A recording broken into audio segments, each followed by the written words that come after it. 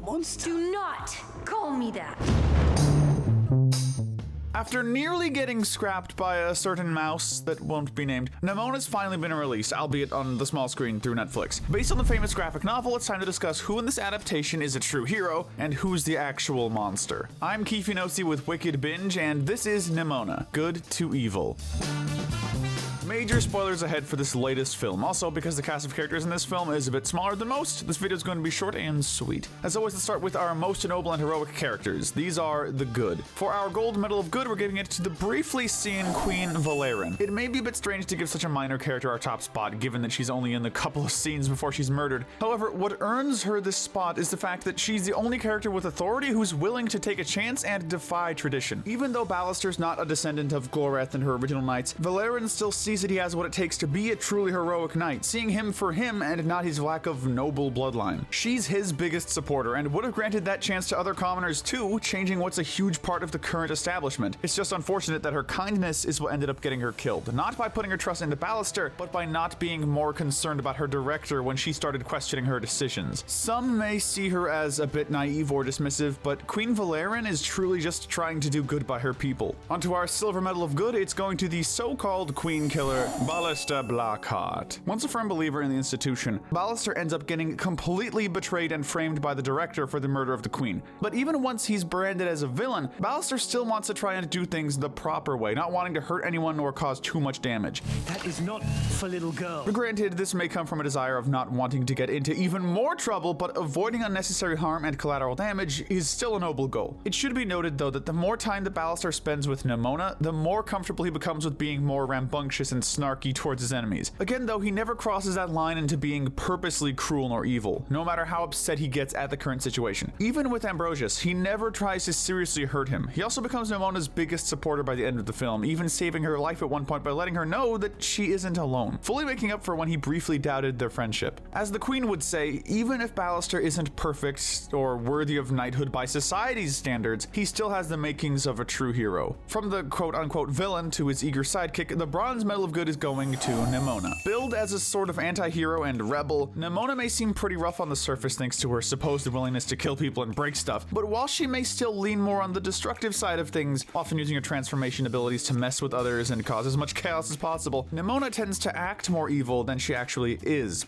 Who do you want to kill first? Believing that there's no point in being good if everyone still sees her as a monster. There is an exception to this though, and that's in how much she genuinely wants to help Ballister clear his name. She may enjoy messing with others and can be a bit rough around the edges, but she's still a decent person at heart who just wants to be understood. Even when she lets her pain and rage get to her, she never tries to actually hurt anyone. When she goes full monster and stomps into town, Nemona doesn't even try to kill nor destroy anything, instead only looking to put herself out of her own misery, with the only damage she causes being because of the knights attacking her. After Ballister manages to talk her down, she nearly sacrifices herself in order to protect everyone else from getting hurt by destroying the director's laser cannon. All in all, definitely an anti-hero, strong emphasis on hero. Next up, let's quickly talk about Diego the Squire. While he's ultimately just another minor character, we feel he does just enough to make it into the good tier. When he inadvertently gets video of the director swapping up Ballister's sword for the booby-trapped one, Diego does try to tell Ballister about it, but gets stopped last second by the director's arrival. Some may look down on him for not stepping forward with the evidence as soon as the queen was killed, but considering how sketchy the director was being, we can't exactly blame him for being worried about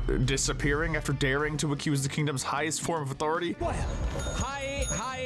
Excuse me. In the end, he was still able to help Ballister discover the truth, and we'd say that's enough to earn him some points. We suppose we should also mention that the whole reason why he was able to catch a recording of the director's actions in the first place was because he was goofing around with Ballister's armor. But again, it's not exactly an evil action, just maybe one that shows why this guy is more Squire material than Knight material. Just barely making it out of the gray area, our final good character to discuss is Ambrosius Goldenloin. In many ways, Ambrosius is the perfect example of a heroic antagonist. Kinda hard for him to not take on that role given that he was the one to literally disarm Ballister, although he's the one who leads to the manhunt for Ballister over the Queen's murder, despite the fact that the two are in love with each other. Ambrosius only assumed control of the search because Sureblade made it clear that he planned to make Ballister suffer if he caught him. Beyond that, there are also multiple times he hesitates during his pursuit, being willing to question if Bal is the true villain and even confronts the director about her role in the whole situation. Additionally, whenever Ambrosius is on the field, he's always seen looking out for the citizens he's supposed to protect, as we see quite well in the film's climax. Even if he's unsure of Nemona's intentions. He abandons the fight against her in order to try and stop the director, fully being willing to confront and question her ideals. He may have been in the wrong when it came to not fully trusting the man he loved, and yeah, it took him just a bit longer than necessary to finally come around. On top of that, I chopped off his arm.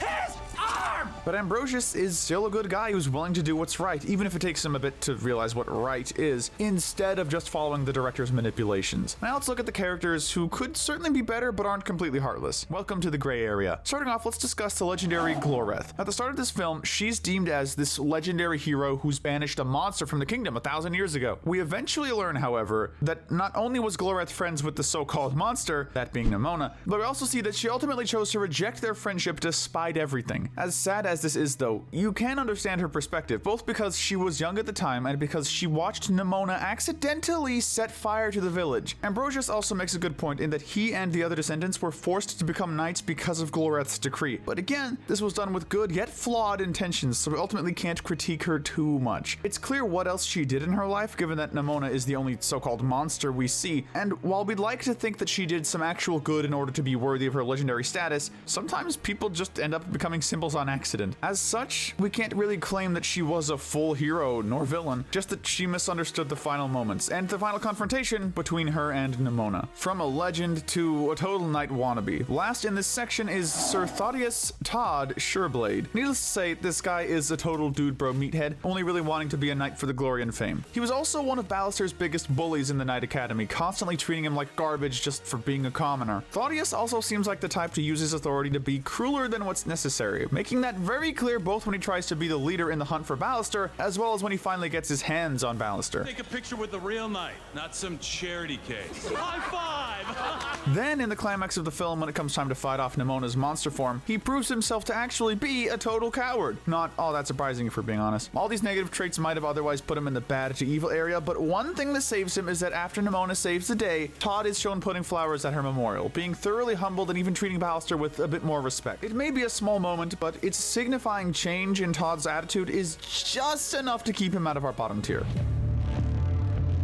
We finally made it to the film's true villain with our bad to evil section. Just evil here. Taking the gold medal of evil by default is the institution's director. For some villains, the ends justify the means. And for the director, that means being willing to frame others for murder, lying, manipulating, actually murdering people yourself, such as when she tries to kill Nemona when she's disguised as Ambrosius, and basically doing whatever it takes to destroy all monsters. This eventually leads to the director turning the cannons on her own city, not caring if she kills her own people so long as she's able to take out Nemona too. For as much as she may claim she cares about the kingdom and protecting her people from monsters, the director only really cares about protecting her own beliefs regarding knights and commoners, keeping the institution intact, and destroying anything and everything that could potentially get in the way of these things. She's cruel, calculating, and selfish, absolutely refusing to change her beliefs even when repeatedly confronted with the possibility that she and the system that she's a part of could be wrong. For all these reasons, the director easily earns the title of most evil Nemona character.